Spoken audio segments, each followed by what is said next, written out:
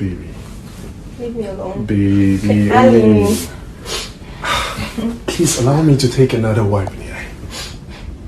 Now, like you better mana.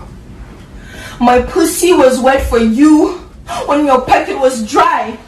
When you didn't have any money, I was giving you my own money. I supported you with my money and built you with my money. You're telling me you want a second wife? There's money. Why was she when there was no money? I was there.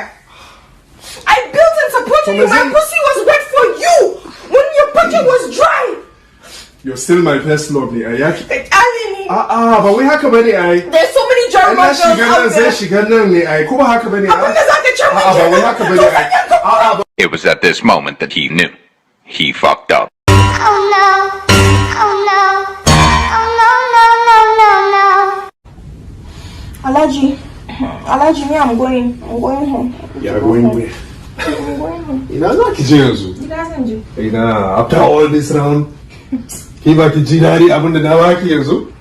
are you talking like this? You need to leave your husband for me. Alaji, you need to leave your can't husband. leave my husband for you, Alaji. What are you talking about? See money. I can't leave my husband for you. Now check your bullshit. Alaji. Now check your bullshit. You have to compensate me. I cannot leave my husband for you, Alaji. You know, come on. So long. Kawode, bazan bar miji na ba. Alaji, I can't leave. No, I can't leave my husband for you. Come and be with me. Allah da kudi zan baki kudi yanzu.